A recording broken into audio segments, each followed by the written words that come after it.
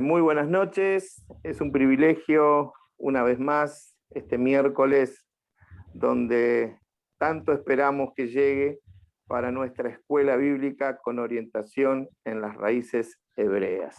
Es para mí un privilegio poder compartir con ustedes. Quien les habla, Marcelo Capobianco, director de la Asociación Ayudar en Buenos Aires, Argentina.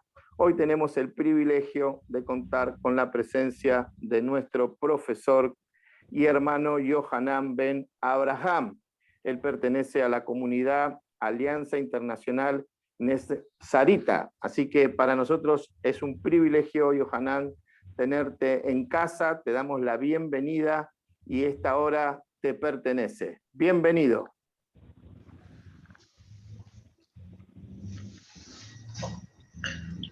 Muy bien, muy bien. Buenas noches a todos mis queridos amigos.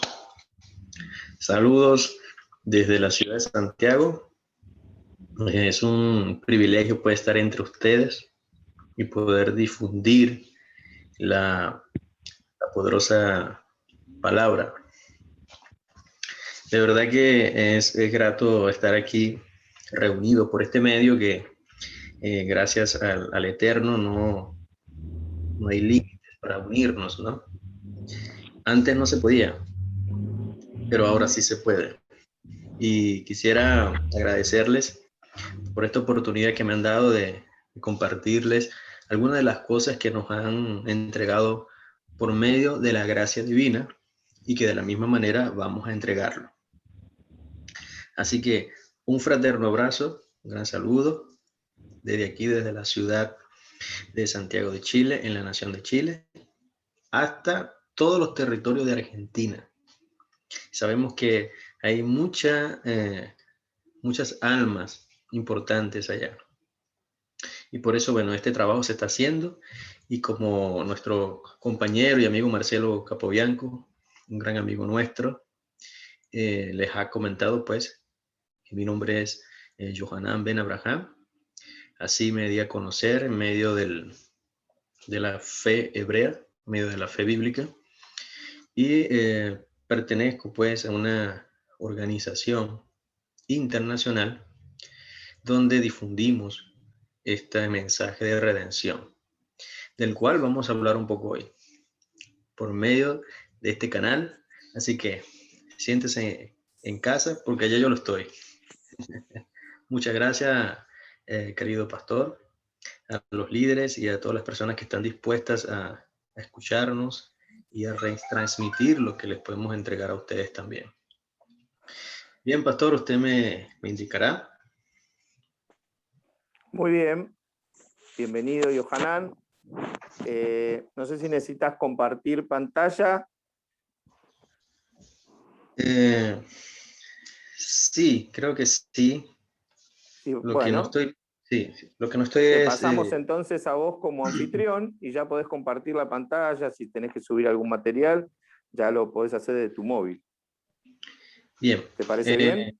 Sí, sí, está bien. Ahí voy a intentarlo. No soy muy experto, pero voy a intentar compartir algunas cosas que tengo abiertas aquí. Bueno. Mientras tanto que están ingresando algunos hermanos que faltaban, les pedimos que por favor muteen el micrófono, así no sale nada, no se escucha ningún ruidito y podemos prestar atención a todo lo que el profesor hoy va a compartirnos. Santino, en los controles podés darle al profesor para que él sea el coanfitrión y entonces de esa manera ya pueda empezar a trabajar desde su lugar.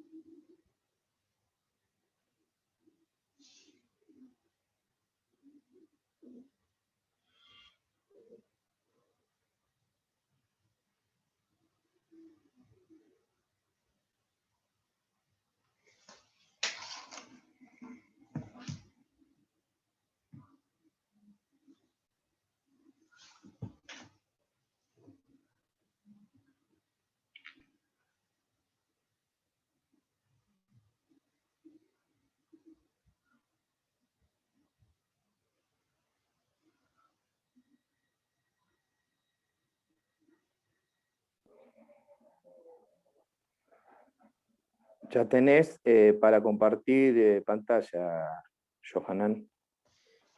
Bien, Ahí en el medio, donde está la flecha verde, ya apretás ahí y subís lo que vos tenés preparado. bien, está bien. Bien, entonces comenzamos.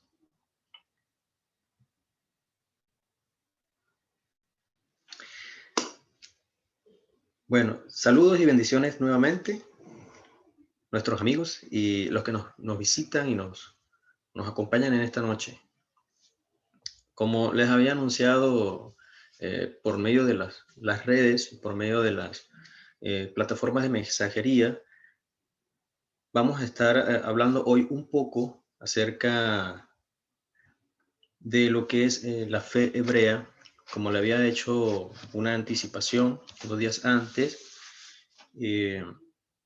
habíamos acordado pues hacer un contraste entre lo que es una fe griega y una fe hebrea. Es muy importante entender estas cosas, ya que los conceptos que hemos tenido en un tiempo atrás han sido lamentablemente unos conceptos preconcebidos que lamentablemente, valga la redundancia, se han transmitido a través de generaciones por todas las congregaciones y de lo que nosotros a veces no hemos podido palpar un 100% de lo que realmente el Creador nos promete.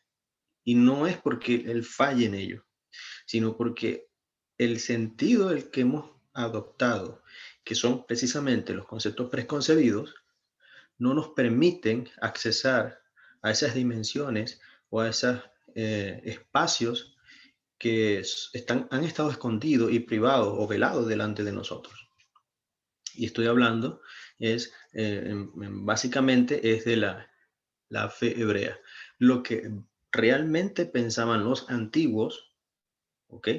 Los patriarcas, los que nos antecedieron, realmente en base a una creencia en un creador, un ser supremo. Estamos hablando, en este caso, de la fe bíblica, ¿ok? Una fe hebrea. Y que el creador del universo que conocemos, que se describe pues en la Biblia, en las Escrituras, es un ente divino, por decirlo de alguna manera. Es un ente divino que transmitió una verdad que es palpable y alcanzable a nosotros, pero debemos descubrir todo ese secreto, todo ese mensaje, es a través de una manera correcta, una forma que él trazó y que para nosotros es sumamente importante saber cómo llegar a ese punto. ¿Ok? ¿Cómo debemos llegar a ese punto? Y esta noche vamos a hablar acerca de un contraste, y es sencillamente una fe pistis o pisteo y una fe emuná, ¿ok? Pistis griego y emuná hebreo. Este contraste se ha dado es gracias a las grandes exegetas o expertos en la materia que han extraído todo este mensaje, todo este misterio para algunos, y nos los han puesto en una bandeja de plata en la mesa. Y quería tomar en cuenta una de las textos más conocidos, como es el caso de la carta a los Hebreos, una carta dirigida precisamente a una comunidad judía, del cual nosotros podemos ver su contenido realmente judío. ¿Ok? ¿Por qué judío? Porque obviamente en la audiencia, como lo indica el encabezado de la carta, era judía, eran hebreos, eran parte de una fe de la comunidad de Israel en el primer siglo. Entonces, ¿qué estaba hablando el escritor de los Hebreos cuando dijo y nombró ciertos personajes como por ejemplo el caso de Abraham, En el capítulo 11 de los Hebreos, vemos como una especie de una galería donde hombres y mujeres, hombres nombrados allí, como el caso de Enoc, Abraham, tenemos personajes como Jonás, que manifestaron esta fe o esta emuná. Pero, ¿de qué se trata? ¿A qué se refiere? Porque tenemos un concepto acerca de la fe bíblica, de que, por ejemplo, si lo creo, ¿ok? O si Dios lo dijo, yo lo creo y se materializa. Desde ese punto de vista, no hay cosas que puedan formarse tangibles, porque la fe pistis versus la fe hebrea genera un contraste donde usted puede ver desde el punto de vista griego un tema más filosófico que certero o de certeza, que es el caso de la fe hebrea o de la emuná. Entonces, cuando empieza el tema en Hebreos capítulo 11, dice que la fe es pues, ¿ok? Dice, la fe es pues, en el sentido de conceptualizar un tema que se viene arrastrando desde los tiempos antiguos, mucho antes de Jesús. Es decir, es pues la fe, la certeza, ¿ok? La convicción. Y estas palabras que podemos nosotros encontrar básicamente en las traducciones populares, esta certeza y convicción tiene que ver más que todo con términos jurídicos, donde algo se tiene que sellar de manera que se debe cumplir. Entonces, la palabra emuná, que es una palabra que es claramente vista en el libro de los Hebreos, porque precisamente la carta va dirigido a este tipo de comunidades y de audiencias, o sea, judías, donde su habla era hebrea, una lengua semítica. Ellos entendían perfectamente lo que el escritor les estaba indicando y hacia dónde los estaba llevando. No era necesario que la audiencia se sentara a escuchar una explicación gramatical de lo que quería decir la palabra emuná o fe en su idioma y en su contexto. Ellos, al nombrarles emuná, ellos estaban perfectamente entendidos de qué se les estaba hablando o qué era lo que el escritor les estaba queriendo decir. Entonces, una de las cosas que podemos notar aquí en Hebreos capítulo 11 es que por la fe, grandes hombres lograron cosas. Pero ¿en base a qué ellos lograron estas cosas?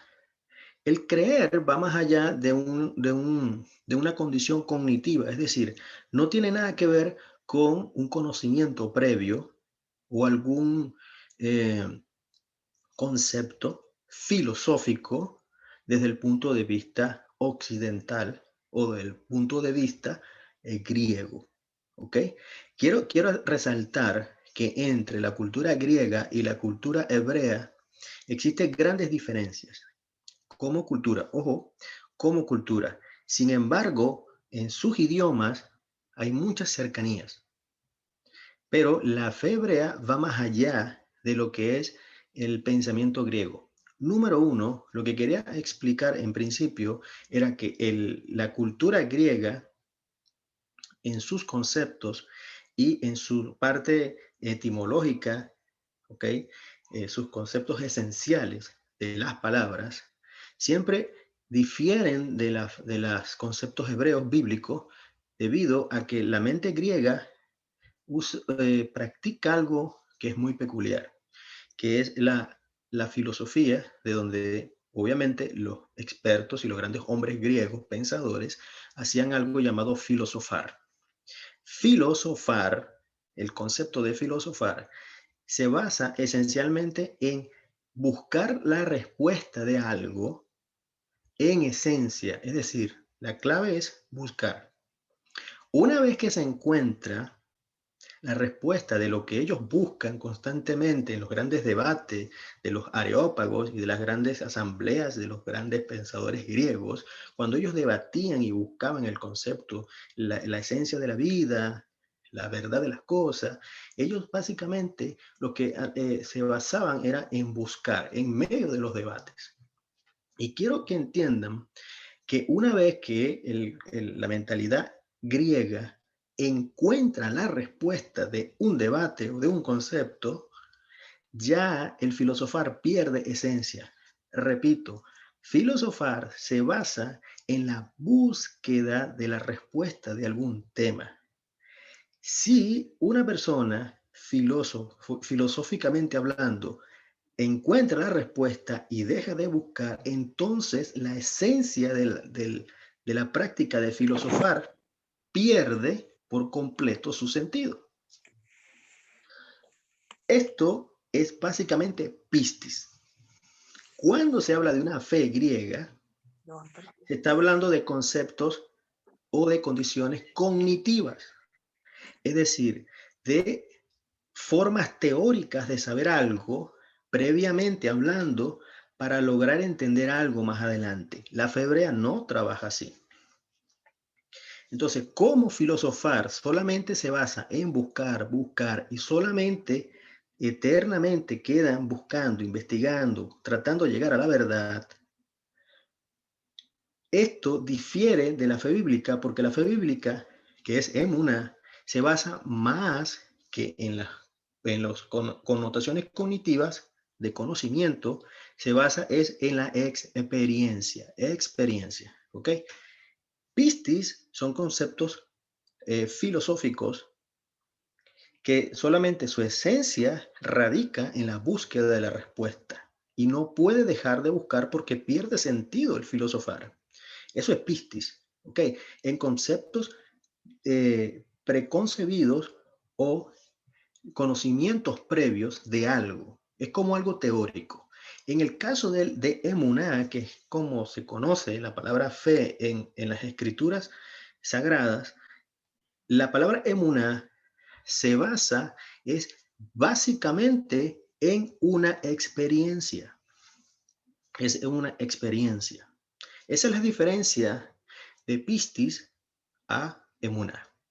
Coloquemos un ejemplo. La palabra pistis, que normalmente se ha usado para traducir fe en el Nuevo Testamento, o pisteo, cuando se extrae esta parte gramatical etimológica, ¿ok?, de su raíz griega, entonces surgen ciertas prácticas como las que voy a nombrar, que yo sé que las conocen. Por ejemplo, si hay un concepto para ocasionar un milagro, entonces yo debo declararlo, creerlo, tener una convicción de que Dios lo hará. Entonces, yo declaro, yo decreto, yo me concentro, yo hago una meditación extrasensorial, uso la ley de la atracción para que algo suceda, porque mi fe pistis me dice que si yo lo declaro y lo decreto, Dios lo hará porque yo creo en Dios. Eso no es fe. Eso no es fe. Eso es griego. Eso es una práctica griega. ¿Ok? No estoy en contra de las meditaciones y no estoy en contra de los decretos. ¿Por qué? Porque la Biblia habla de los decretos de la lengua y que en ella está la vida y en ella está la muerte. Si hablas palabras de vida, tendrás vida. Si hablas palabras de muerte, tendrás muerte. Pero las palabras que usted proclama, profiere con su boca y con su lengua, van a tener siempre una raíz. ¿Cuál es la raíz? Lo que tienes tú dentro de tu corazón y dentro de lo que pudiese tener de luz dentro de ti o dentro de mí. ¿Ok? Por eso Jesús dice que de la abundancia del corazón habla la boca. ¿Ok? Entonces, ¿cuál es el punto? El punto que la fe, en el punto de vista bíblico hablando, la fe es un sello que denota un hecho como tal. Por eso le digo experiencia. Coloquemos un ejemplo. Colocamos un ejemplo, otro ejemplo. Algunas prácticas que pudiésemos hablar acerca de romper con una negatividad espiritual en nuestras vidas, como el de romper alguna maldición, por ejemplo, y yo opto por de repente tomar una carta, escribir algo en la carta, quemar la carta, hacer un decreto, una declaración en el patio de mi casa, pudiese ser un tipo de prácticas de concentración o un tipo de prácticas de meditaciones. ¿Por qué? Porque ese tipo de prácticas solamente se basa en un conocimiento que alguien transmitió y que alguien creyó que pudiese funcionar de esa manera, para que se logre romper una maldición o se logre romper una negatividad espiritual que ha sido constante en la persona. Esos son simplemente prácticas griegas o de las culturas ligadas mesopotámicas, babilónicas o griegas. Son prácticas que no tienen nada que ver con la fe hebrea. Mucha gente lo hace porque cree que esa fe proviene del cielo. Esa fe no proviene del cielo. Para que una cosa funcione de manera positiva, espiritualmente hablando, en nuestras vidas, tiene que haber es emuná, no pistis. Y la emuná, como les dije, que es un sello que decreta la acción de algo que se va a cumplir, de algo que se va a cumplir. Entonces, esa denota una experiencia. ¿Y por qué la experiencia? Porque la experiencia que te empuja la emuná, bíblicamente hablando, es el cumplimiento de los mandamientos. Repito esto último. La fe hebrea, que es emuná, tiene que ver con un sello jurídicamente hablando, y ese sello lo marca una persona de autoridad, y ya vamos a hablar de esto, una persona de autoridad. Esta fe bíblica o fe hebrea, emuná, como es un sello jurídico para que una acción se ejecute por un decreto, tiene que ir acompañado de unas acciones previas que le dan autoridad a esa persona que emite el decreto o que básicamente con sus acciones profetiza un milagro o profetiza un hecho favorable espiritualmente hablando. Para mí, para una comunidad, para una sociedad, para un país, para un continente, para una región. La fe hebrea, la fe bíblica de una persona que se mantiene recta delante del Creador va a afectar tu vida, la de tu familia, la de tu vecindario, tu barrio, tu región, tu nación, tu país, tu continente. ¿Ok? ¿Cómo sucede esto? Es a través, previamente hablando, del cumplimiento de los mandamientos. Eso es lo que da autoridad. En clases pasadas, con nuestro extraordinario profesor Joseph Ben Abraham, a quien le envío un saludo fraternal y un gran abrazo de la nación de Bolivia, estuvo hablando acerca de los mandamientos, de la ley, de la Torá, y de que estos mandamientos o leyes divinas han estado vigentes.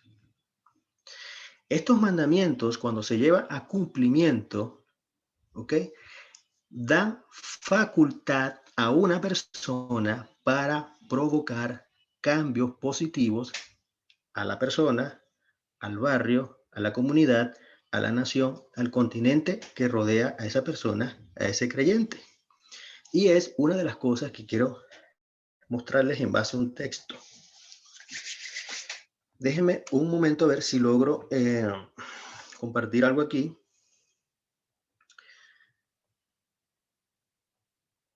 Ok. No sé si logran ver algo allí en la pantalla. Si alguien me lo confirma. No. Ok. No se ve.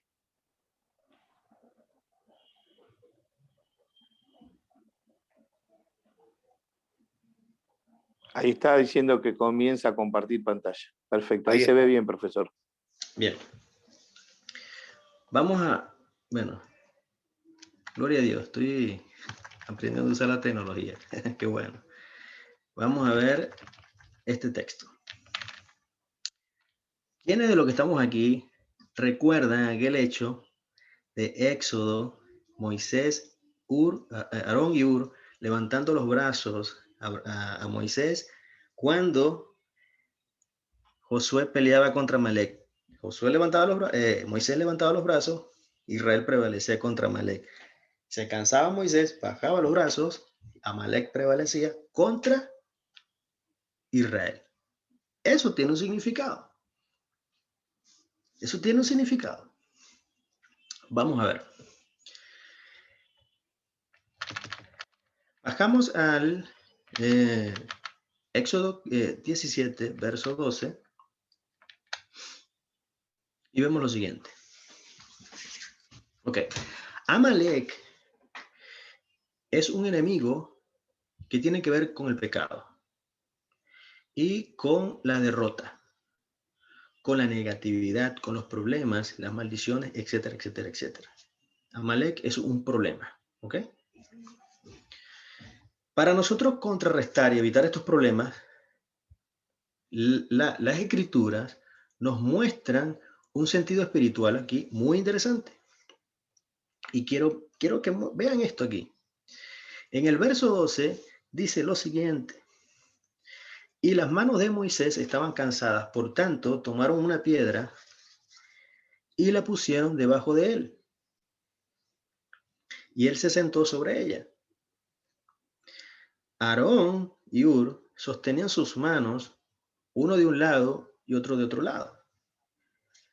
Así, escuche bien y grábese esto.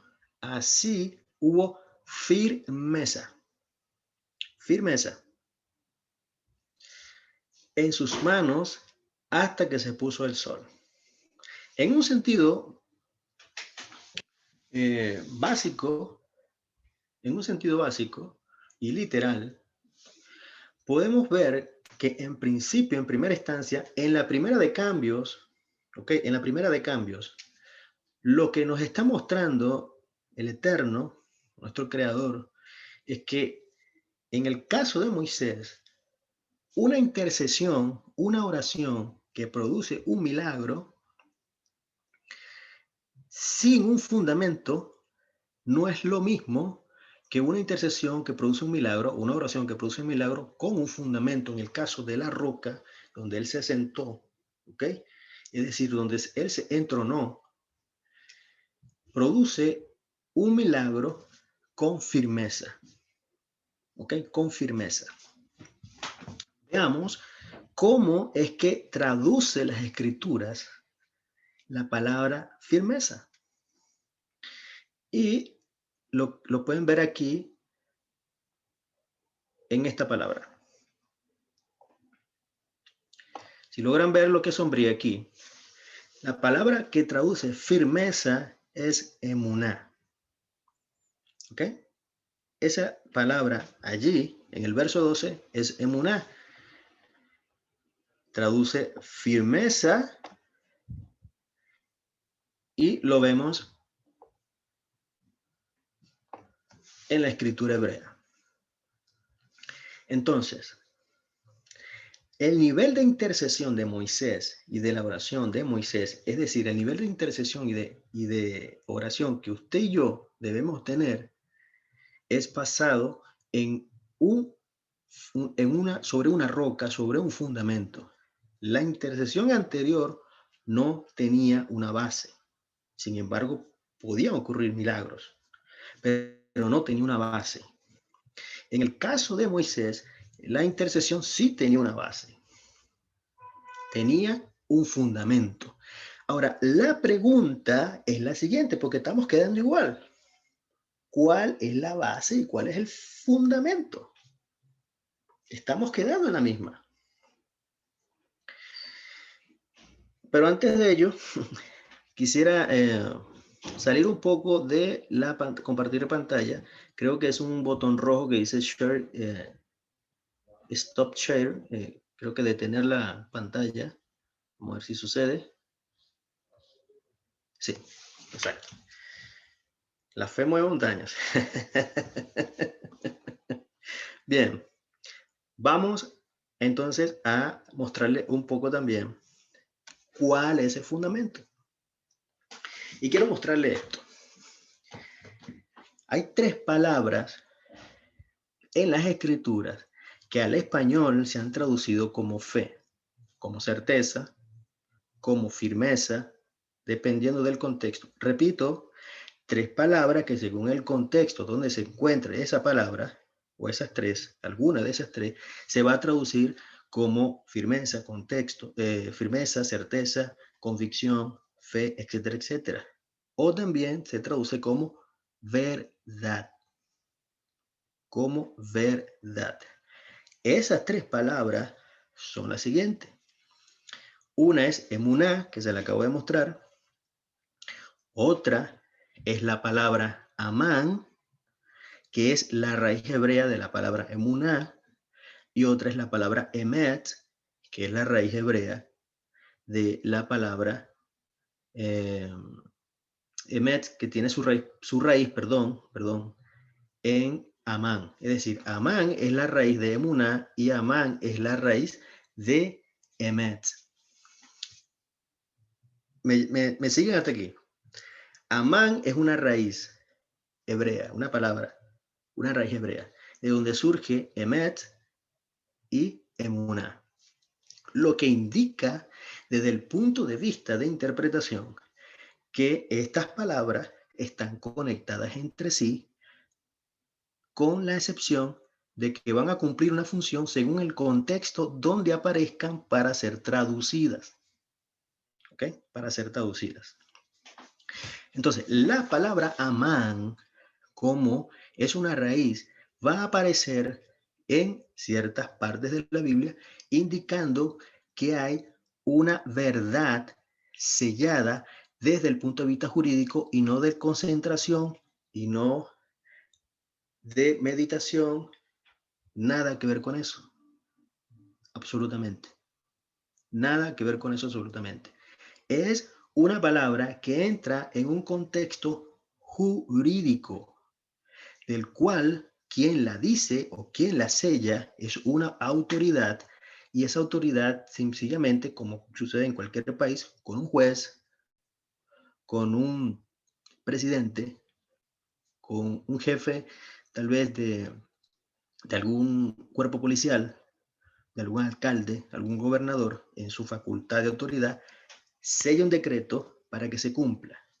No hay forma de refutarlo. Es una autoridad. Y Amán cumple ese requisito. Quien sella un decreto, eso es lo que va a suceder. Entonces, lo que vamos a ver aquí es lo siguiente.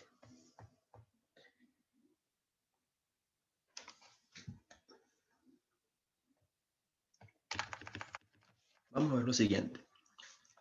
Su connotación jurídica. Su connotación jurídica es muy importante tomarla en cuenta. ¿Por qué? Porque la palabra emet, que proviene de la raíz amán, de donde también surge la palabra ebuna, lo que hace es decretar que algo es verídico y que debe cumplirse. Entonces, para referirse a la palabra verdad, los hebreos usan el vocablo emet, como se lo dije, y el verbo se halla en la base de esta voz amán, que denota algo firme, sólido e inquebrantable en una cosa o en una palabra. Es decir, en los decretos reales, donde, por ejemplo, el Eterno dijo, hágase la luz, y se selló. Y se hizo la luz. Es decir, cuando Jesús, Juan 17:17 dice, y está orando, escucha bien, está orando, dice, Padre, oro por ellos, oro por los que vienen después de ellos, no te pido que los quites del mundo. Dice, ¿qué dice? A ver, guárdalos en tu ¿qué? En tu emet, en tu verdad. En tu verdad, porque tu palabra, tu dabar, es emet, es verdad, es verídica. Es un decreto que debe cumplirse. Es un decreto que debe cumplirse. Pero, ¿cómo estaba orando Jesús en ese momento? Lo mismo con respecto al paralelismo profético o la alusión profética de Jesús en la vida de Moisés, donde se sentó Moisés sobre una roca.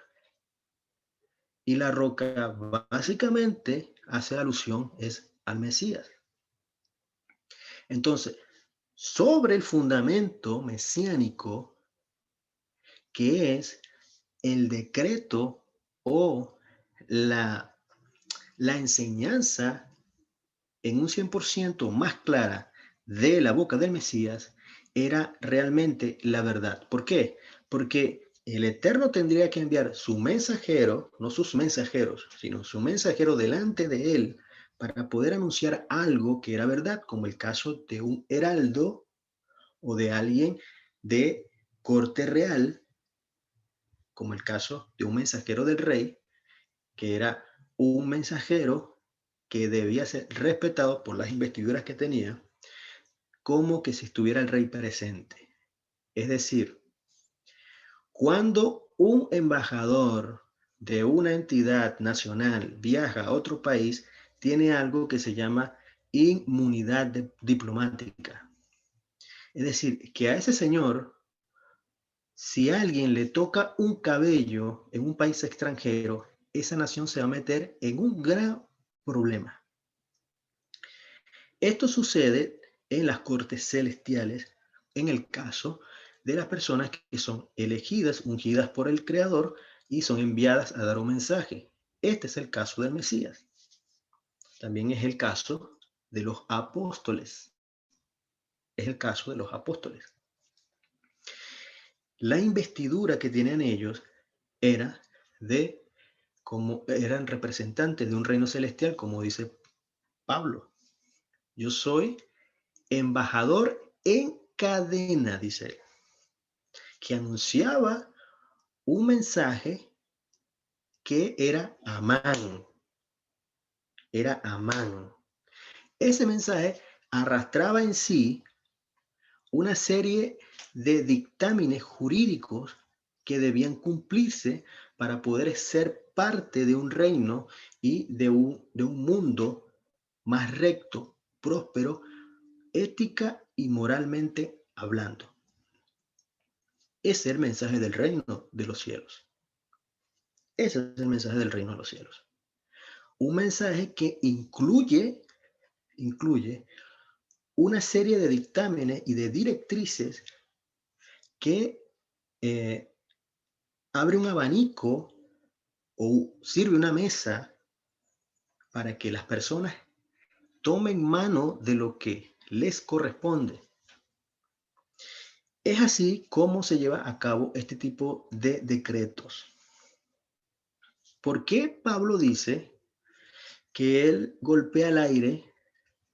¿Por qué él dice, no venga a ser yo descalificado como heraldo? Porque si Pablo no se cuidaba de ser garante y ser ejemplo de cumplir los mandamientos de la ley divina, entonces ahí es donde dice, vengo yo a ser descalificado.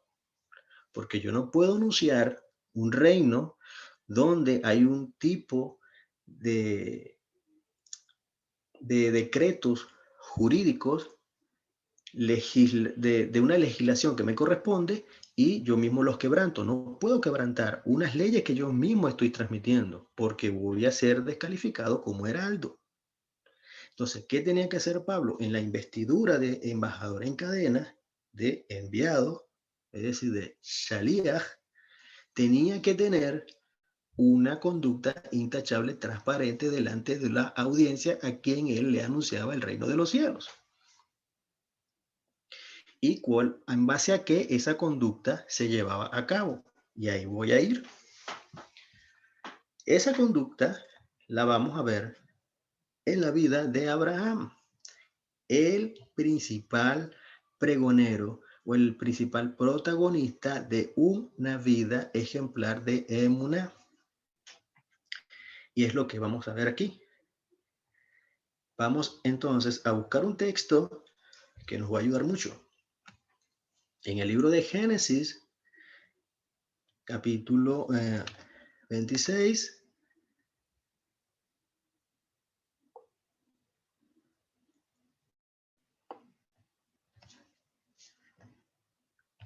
Génesis 26.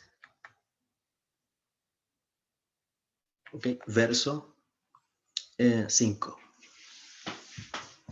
Capítulo 26 del Génesis, verso 5. Y dice de la siguiente manera. Porque Abraham obedeció, escuche bien, obedeció mi voz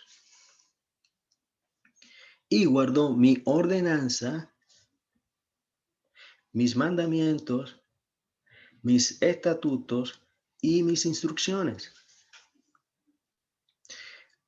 La pregunta es, si la ley de Dios fue entregada siglos después con Moisés, porque Moisés es después de Abraham, si fue entregada siglos después, ¿de dónde saca Génesis o de dónde saca Abraham estos mandamientos? ¿Y qué es lo que dice realmente Hebreos 11 acerca de Abraham? Que él salió de la tierra de su parentela a una tierra donde no sabía, obedeció sin saber dónde iba a llegar. Sin ahondar mucho allí, eso es lo que dice nuestras traducciones populares. ¿Ok? Salió de una tierra a un lugar donde no sabía y obedeció. Tuvo fe obediente. Entonces, en un resumen, emuná se traduce fe obediente, no fe cognitiva, no fe meditativa, no fe filosofal, no es una fe pisteu, es una fe obediente. Pero obediente ¿a qué, mis hermanos? ¿A qué se refiere fe obediente? Tal cual como se traduce emuná, según lo que hemos visto en los textos. Obedecer básicamente es a Génesis 26:5. Porque Abraham obedeció mi voz, cuando le dijo, sal de tu tierra y de tu parentela, la voz. Obedeció, guardó, dos cosas distintas, mi ordenanza, mis mandamientos, mis estatutos y mis instrucciones. Entonces, esa palabra, instrucciones, por ejemplo, en hebreo se dice toratai o torotai, que es un plural de instrucciones, es un plural de la palabra Torah que se ha traducido como ley. Entonces, en sí, Torot en hebreo quiere decir instrucciones, no leyes. ¿Por qué no digo leyes? Porque la palabra ley, como lo venía mencionando nuestro querido profesor Joseph Ben Abraham, lamentablemente se le ha arrojado una connotación muy impositiva y negativa, como algo fastidioso y que es pesado, que viene del griego nomos, que no tiene nada que ver con la palabra Torah. ¿Ok? No tiene nada que ver con la palabra Torah. Entonces, las instrucciones o las Torot que Abraham obedeció y no había sido entregadas las tablas de la ley en el Sinaí, son aquellas que se fueron transmitiendo desde los días de Adán. Y en base a esto, y este es el punto donde yo le quiero llegar para mostrarles, en base a que Abraham, Isaac, Jacob, Enoc, Noé, los patriarcas, ¿En base a qué ellos fueron justificados? ¿En base a qué? Ellos fueron justificados en base a la obediencia de instrucciones que habían recibido de sus antepasados. Es decir, desde Adán hasta Abraham, habían instrucciones orales que se transmitieron, como el caso de Noé, cuando se le da la instrucción de decir, ingresa animales puros, impuros. ¿Cómo sabía entonces? ¿Cómo sabía Abraham diferenciar entre animales impuros y animales puros? ¿Cómo lo sabía? Lo sabía era a través de las leyes que se habían transmitido de los días de Adán. Entonces, en base a estas leyes, querida audiencia, en base a estas leyes, es que Abraham logró ser justificado por la fe. Abraham fue justificado por la emuná, es decir, por la fe obediente. ¿Obediente a qué? Obediente a mandamientos que ya se conocían en los días de Enoc, en los días de Set, en los días de Adán, en los días de Noé, en los días de Jacob, en los días de Isaac, en los días de Amram. Esas leyes eran las que se usaba o la que el Eterno usaba para justificar a sus patriarcas, los que les acabo de nombrar. Es aquí donde, a ver, ok, es aquí donde quiero mostrarle esto, ok. Fíjese, porque Abraham obedeció mi voz y guardó mis ordenanzas, mis mandamientos, mis estatutos y mis instrucciones. Entonces, aquí está la palabra. Ve Toratai significa y mis instrucciones. Y mis instrucciones. Torot es un plural de la palabra Torah. Instrucciones. Y es lo que en el Nuevo Testamento se ha mal traducido como ley, lo cual se ha connotado como maldición. Entonces, si la ley divina que se venía transmitiendo solamente oralmente, desde los días de Adán, son una maldición, entonces, bajo una maldición, ¿fue que Abraham fue justificado? No tiene sentido. Es importante comenzar entonces a analizar este tipo de temas desde una manera más exhaustiva y poder dar en el clavo de qué leyes estaba hablando Pablo en el Nuevo Testamento que colocaban a una persona bajo maldición. ¿Y por qué lo colocaba bajo maldición? Porque no se basa solamente en que si la ley te colocaba bajo maldición, sino por qué. Y segundo, ¿cuál ley? Entonces, estas leyes que está aquí, vetorotai, es traducido como y mis estatutos o torot, instrucciones, perdón, no estatutos, sino instrucciones, es lo que en base a las escrituras sagradas se conoce como Torah, o ley divina, o ley de Dios, que luego, bueno, por alguna razón, se tuvo que escribir en el monte Sinaí. Tema para otra ocasión. Entonces, repito, ¿en base a qué? Por la emuná, por la fe,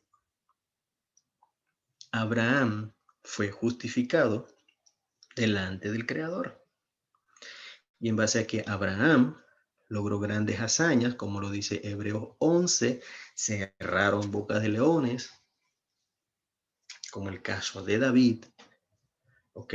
Hicieron grandes portentos y grandes hazañas en base a que ellos tuvieron esa facultad sobrehumana, es en base a tener en sí un crédito, es decir, una evidencia de que sus mandamientos, los del Creador, habían sido cumplidos y de esa manera es que los justificó y los respaldó. los respaldó en su travesía. El caso de Abraham. En el caso de Abraham, cuando luchó con los reyes, ganó las guerras contra los reyes. Luego de que las ganó, tomó el botín, llevó el diezmo a Melquisedec. Todo eso se debió a que Abraham obedeció estas leyes, estas instrucciones. Y esas instrucciones es lo que le dieron a él amán, firmeza. Su acción profética de pelear las guerras de Dios, su acción profética de pelear las guerras de Dios, son lo que realmente produjo un cambio en la vida de los que afectaron su entorno, lo que afectó su entorno en realidad.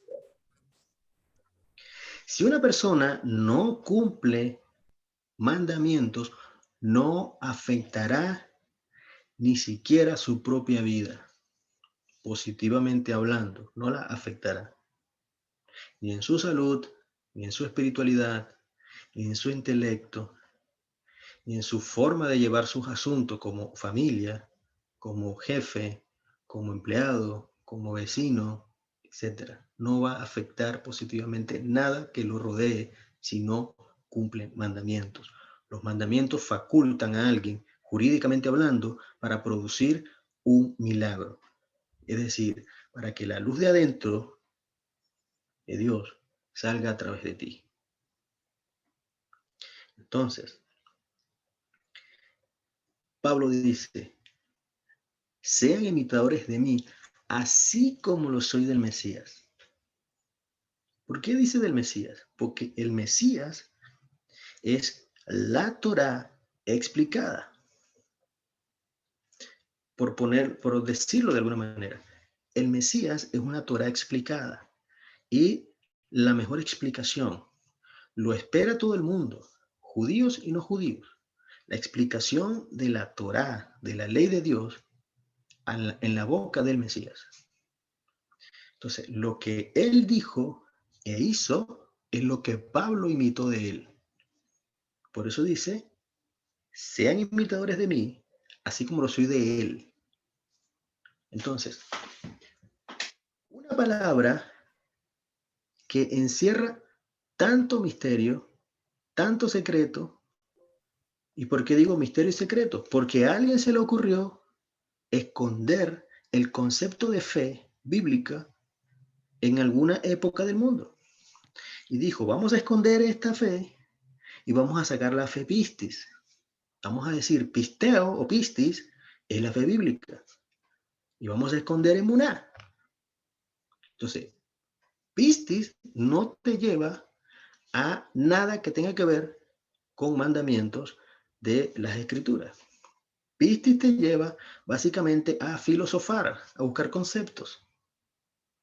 Te lleva a una condición cognitiva, conocimiento, buscar, filosofar, dando vueltas eternamente, buscando, y si en alguna razón, por misericordia de Dios, esos griegos reciben una luz del cielo de tanto buscar la verdad y la encuentran, entonces el concepto de pistis pierde sentido, porque pistis tiene sentido mientras se está buscando la respuesta, mientras se está meditando, mientras se está filosofando, mientras se está en concentración, en meditaciones, en concentraciones, en ley de atracción.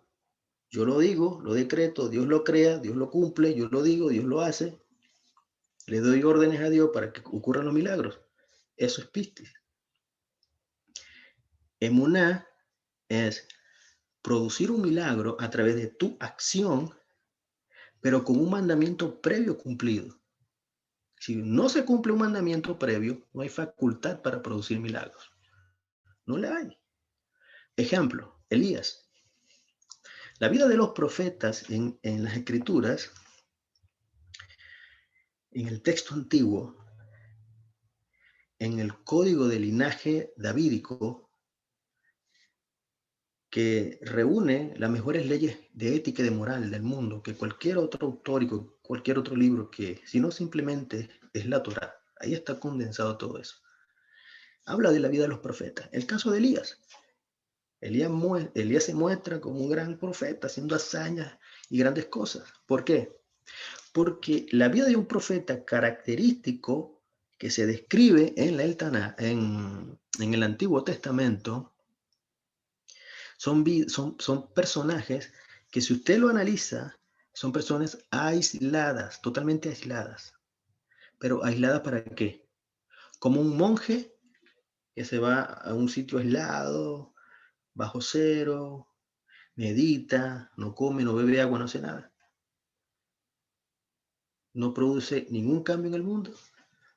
Esos no son los profetas bíblicos. Los profetas bíblicos se aislaban para poder mantener, número uno, una alimentación estrictamente bíblica. Era base fundamental de la palabra del profeta producir milagros, la alimentación bíblica.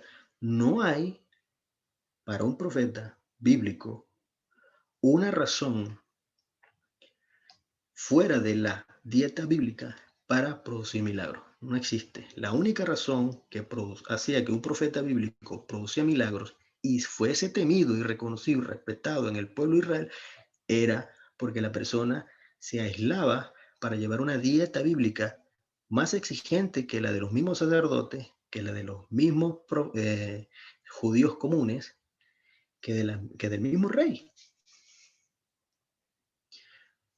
Un ejemplo neotestamentario, Juan el Bautista.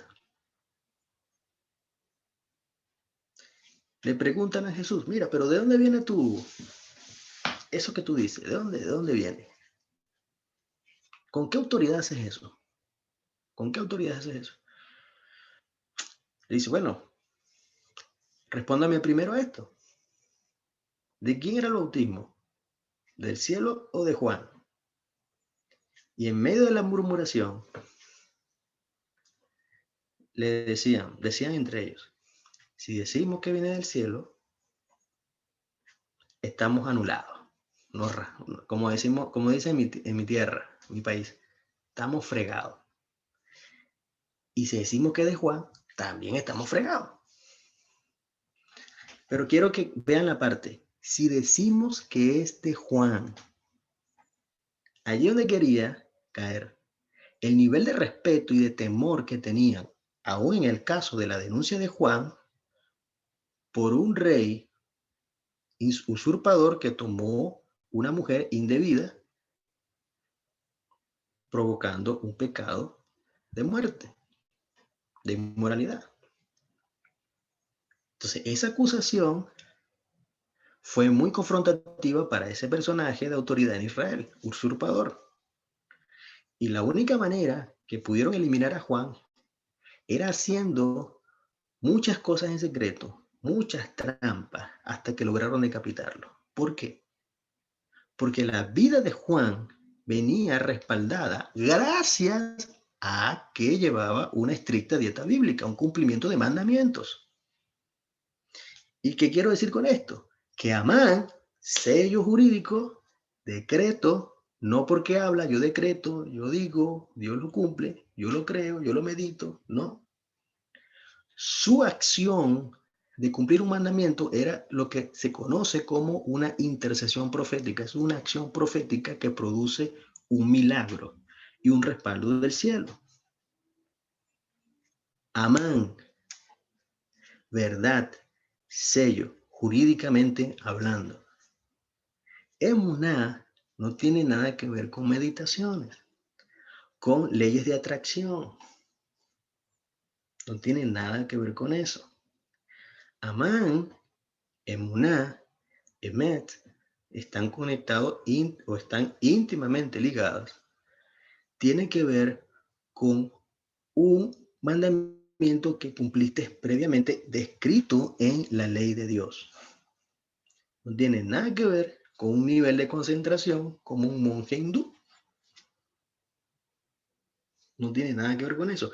Y pistis, lamentablemente, cuando se tradujo a fe, los teólogos occidentales cometieron el error de extraer la semántica y la etimología de la palabra pistis y crearon una doctrina, lo cual es todo lo que lamentablemente vemos hoy en las iglesias. Lamentablemente. Eclesía, para salirme un poco del tema, para darle un ejemplo. Eclesía no tiene nada que ver con una comunidad bíblica ni con una iglesia bíblica. Eclesía es una asamblea política donde se discuten leyes. Los diputados, asambleístas, discuten leyes que van a aprobarse en base ¿a qué? En base a una democracia.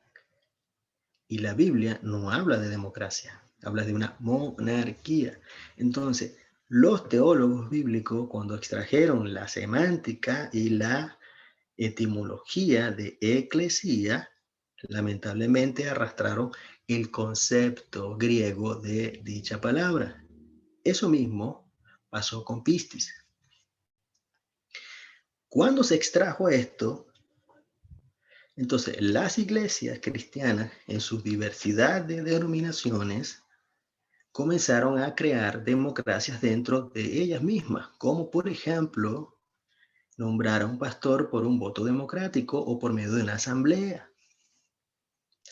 Los líderes de comunidades no se eligen en la Biblia por elección de otros líderes, sino por medio de una inspiración divina o por medio de una revelación, obviamente a través de autoridades de ciertas organizaciones, pero debe haber una confirmación del cielo. Debe haber una confirmación del cielo, no de una asamblea de directivos de una organización tal, donde diga, 5 años este pastor va a pastorear en una iglesia, 5 años se quita y montamos a otro y pastorea. Eso no es bíblico. Eso es por ponerle un ejemplo. Lo mismo sucedió con pistis. Extrajeron la semántica y la etimología de la palabra y la transmitieron a todas las iglesias. ¿Por qué? Detenemos un poco aquí y vamos a decirle por qué.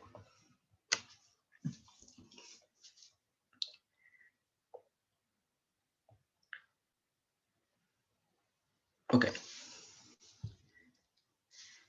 En el caso de verdad, ¿no? O emet, como les dije, la palabra griega que se usa para verdad, digamos en el caso de Juan 17:17, el caso de verdad, es el griego aletheia, que ha sido entendida a partir de la propia interpretación griega. Escuche bien, a partir de la propia interpretación griega, como una voz derivada del verbo lambtano, que significa encubrir, ocultar, esconder.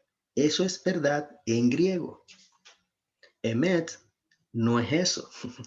Emet, su raíz es amán, la misma raíz de muná, que es un término jurídico donde un asunto se sella por alguien supremo, alguien superior en autoridad, y debe darse en cumplimiento. Si Dios dijo que tú eres parte de la redención, eres parte de un cuerpo sano, eres parte de un movimiento milagroso, donde se te acaban los problemas económicos, donde se te acaban los problemas de salud, donde se te acaban los problemas de cualquier índole, Él lo va a hacer a través de un edicto donde se sella. Pero ¿cómo podemos entenderlo? Porque hay un mandamiento previo que usted debe cumplir para que Amán tenga algo que ver contigo y conmigo. Si no hay un cumplimiento de un mandamiento previo, que eran los mandamientos que usaba Dios como base jurídica para justificar a Abraham, Enoc, Noé, Adán, etcétera, etcétera, etcétera, entonces vamos a caer en pistis, en ese campo. Tu milagro va a depender de tu ley de atracción y de tu concentración y de tu meditación. Vas a forzar mucho la mente para que ocurra un milagro, concentrándote. Es más fácil cumplir un mandamiento para que Amán produzca el milagro. Es decir, Amán, el sello decreto divino que dice que si usted y yo, como Abraham, como los patriarcas, como los reyes, vencieron ejércitos, cerraron boca de leones, apagaron fuegos incesantes, conquistaron pueblos. Hebreos 11. Para que eso suceda, debemos seguir las pisadas de esos patriarcas. Hebreos 11. ¿Qué hicieron ellos para lograr eso? Cumplieron un mandamiento antes, primero. Una vez que fueron declarados justos o sadikim, como se dice en hebreo, justos, es que provino, no previno, sino provino después los milagros que relata el escritor de los Hebreos en el capítulo 11. Los mandamientos están vigentes y son la base fundamental para que el juez supremo selle lo que a ti te corresponde en la promesa de la redención. Emuná es distinto a pistis, sin duda alguna. Entonces, al interponerse la partícula privativa a, en el caso de la palabra alateia y lamtano, llega a significar lo contrario, es decir, lo que no está oculto o escondido. Entonces, lo que está patente, manifiesto, descubierto o develado. Pero eso no pasa en el griego, en el caso de la alateia y del lamtano. Entonces, todo esto que está escondido dentro del proceso de descubrimiento es pistis, donde el griego busca descubrir, pero no lo encuentra porque filosofar se basa en eso, en buscar y no encontrar. Entonces, por el contrario, la falsedad, el pseudo, es el acto de ocultar la evidencia verdadera.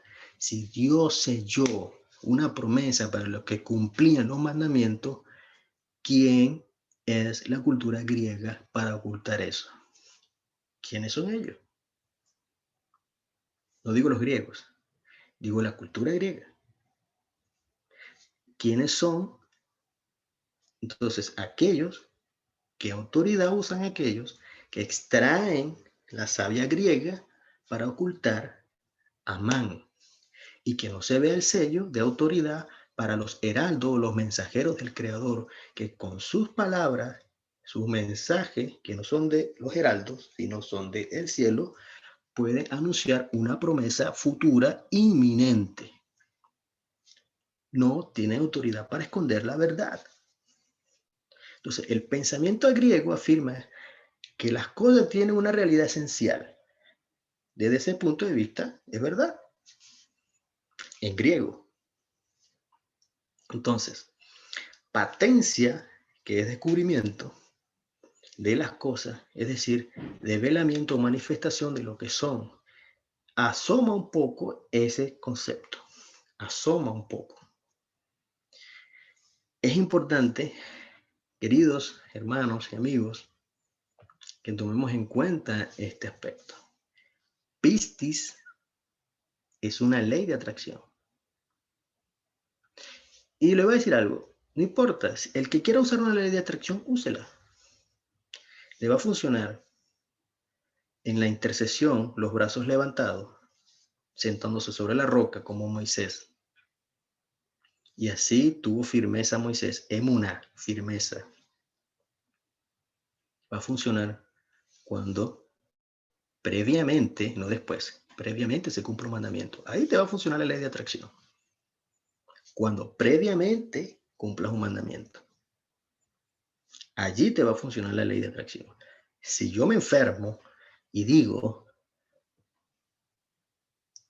decreto mi sanidad, declaro con fe que mi sanidad está hecha, va a suceder. Pero si deja de comer lo que está prohibido en la Torá. Si dejas de comer lo que está prohibido en la Torah, cuando tú decretes tu sanidad, funciona así. ¿Por qué? Porque hay una investidura donde tu acción de cumplir un mandamiento, no solamente declarar, sino tu acción de cumplir un mandamiento como heraldo y autoridad, porque es un término jurídico, aquí le estoy hablando solamente de términos jurídicos, va a darte facultad para lo que tú digas se va a ocurrir. Eso es emuná. Emuná no es una concentración. Emuná es una acción previa. Es una experiencia. Es una experiencia. Va más allá de una concentración de ley de atracción. Va más allá de eso. Tengo muchos textos, por ejemplo. Creo que se me acabó el tiempo, pero quiero contarles algo rápido. Algo que es sumamente importante. Mire, en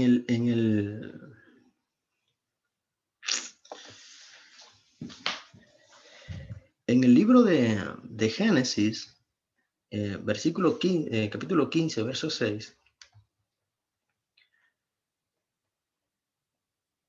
les voy a mostrar algo rápidamente.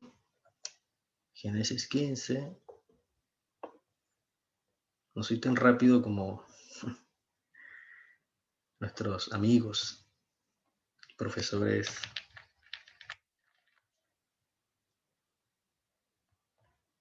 del instituto, ¿no? Son muy tecnológicos, los aprecio bastante. Bien, ahora sí, ya lo encontré. Vamos entonces a compartir pantalla. Ya lo hago más rápido. Qué bueno. Mire, ¿dónde está? Ya lo vi. Escuchen, vean esto aquí. El texto dice así. Génesis 15, 6. Dice, él creyó a Dios, al Eterno, y le fue contado por justicia. ¿De quién viene hablando el texto? Génesis 15, viene hablando de Abraham. Vamos, más adelante o después de la videoconferencia pueden buscarlo y leer de quién se está hablando en Génesis 15. Se está hablando de Abraham. Vean la palabra que les resalto aquí. Cuando dice Vemim y él creyó, es lo que les venía diciendo de la raíz hebrea Amam. Usted la encuentra aquí. Aquí se lo voy a resaltar. Uy, se me salió un cubano, un puertorriqueño, no sé, algo así pareció se me salió. Dice Amam. Y Amam es cuando usted escucha algo que proviene de la palabra de Dios y dice con aquella fervor y emoción, amén. Cuando usted dice amén, estamos hablando de este acróstico, Aleph, ¿ok? Mem y Nun. Amén en hebreo.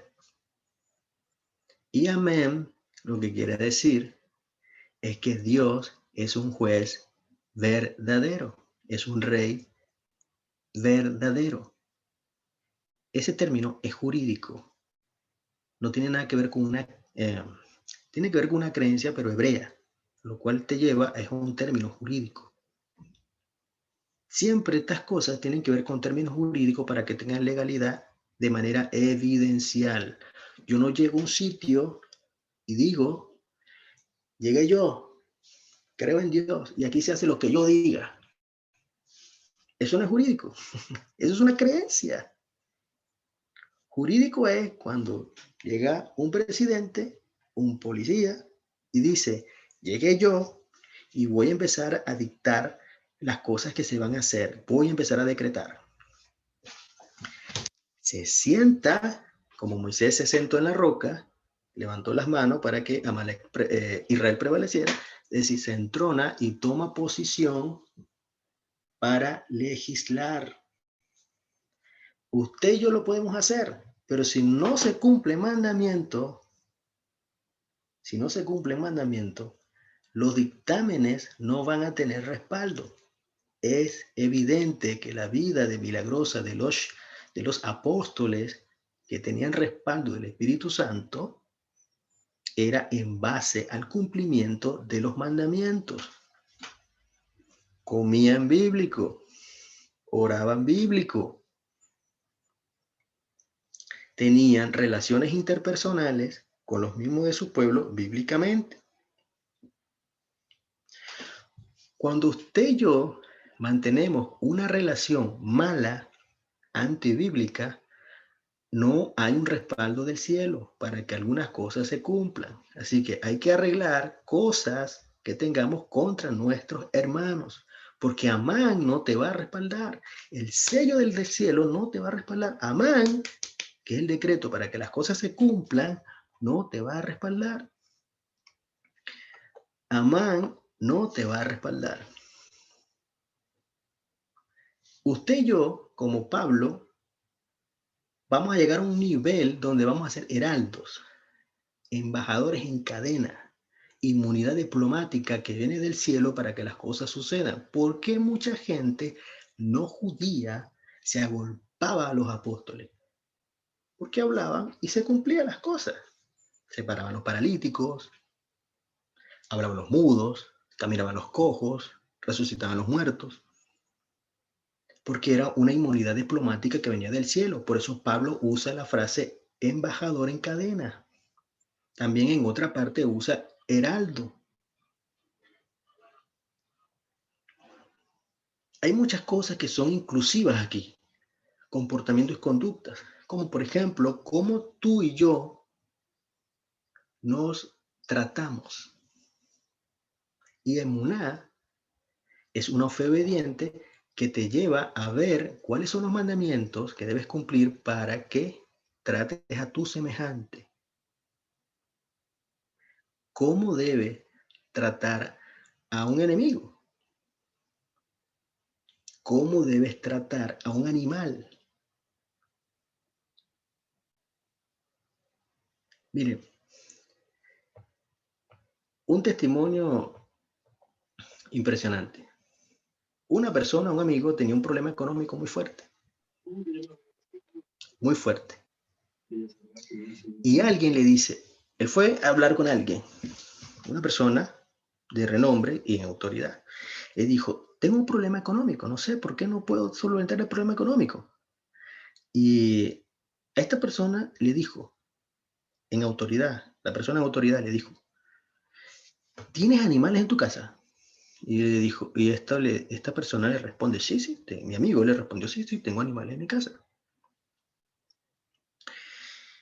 Y le dijo, ¿cómo lo tratas? ¿Le das de comer? ¿Es un perro? ¿Es un gato? ¿Es un ave?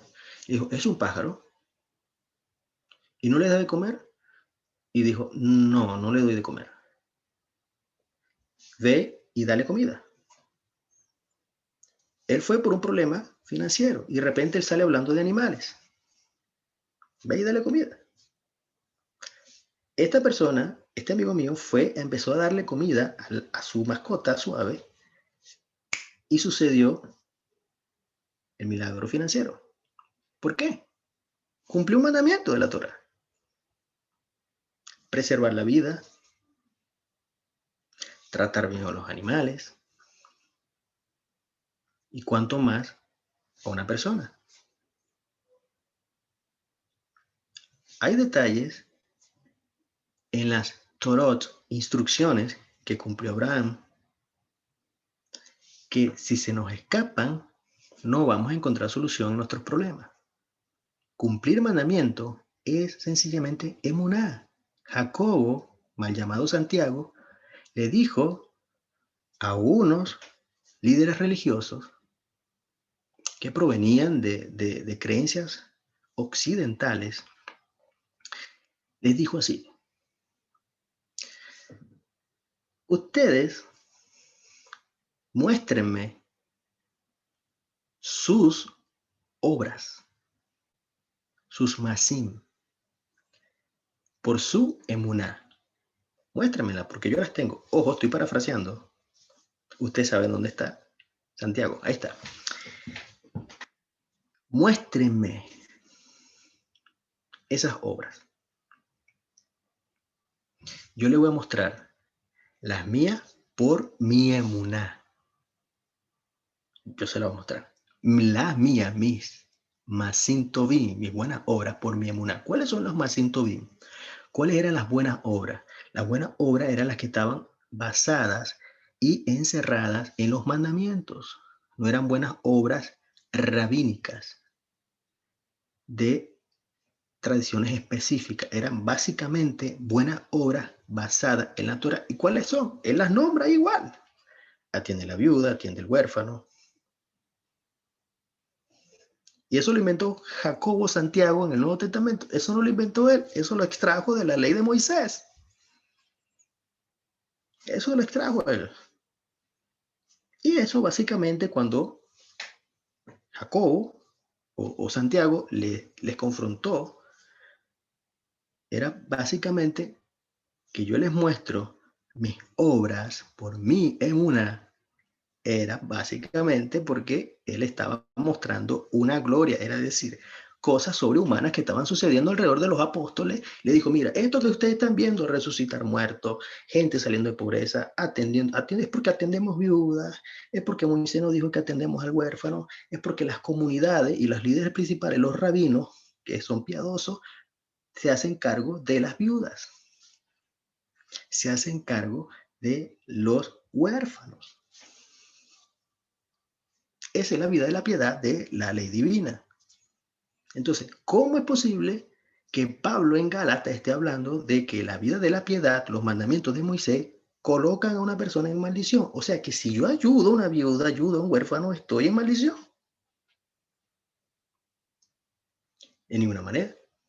Entonces, emuná es una acción y es una experiencia. No es un nivel de concentración donde practicas leyes de atracción. Eso no es emuná. Emuná es una experiencia, es una acción que se decreta y se sella primeramente por un juez supremo, siempre y cuando usted cumpla los mandamientos, y yo también.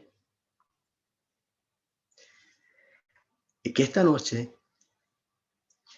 el espíritu de la profecía pueda darnos una mejor revelación en cuanto al tema de la emuná. Que tengan buenas noches y que el Dios del cielo les acompañe siempre. Shalom, shalom. Muchísimas gracias, profesor. Estamos experimentando algo muy especial después de oír sus palabras y seguramente que será de mucha reflexión para toda la comunidad presente y creo que, bueno, era más de lo que nosotros sinceramente creíamos que íbamos a recibir. Así que le agradecemos al Eterno. Se nos pasó la hora para hacer las preguntas, pero bueno, seguramente la semana que viene usted prepare las preguntas que tiene para hacer, se las vamos a alcanzar al profesor en la semana para que el miércoles que viene, cuando comenzamos la reunión, este estudio de la Biblia, podamos tener alguna respuesta. Nos pareció interesante dejar las preguntas, los 5 minutos de preguntas, para que pueda terminar la excelente exposición que nuestro hermano Yohanan compartió con todos nosotros. Sin más, agradecemos al Eterno por la presencia y la participación de todos ustedes. Sé que en la sala están nuestros amigos, los profesores, Harold, Cristian. Sé que hay muchos hermanos y amigos de la comunidad de Moriah. Gracias por estar presentes a todos. Y una vez más, gracias al profesor Yohanan por compartir esta hermosa noche donde nos vamos con algo muy interesante para meditar, que es la emuná. Realmente Ha sido esto algo muy lindo y abrimos entonces los micrófonos para saludarnos. Nos despedimos hasta el próximo miércoles. Shalom, que la paz del Señor reine en sus hogares, en sus vidas. Nos saludamos. Shalom, muchas gracias por el estudio. Gracias, director.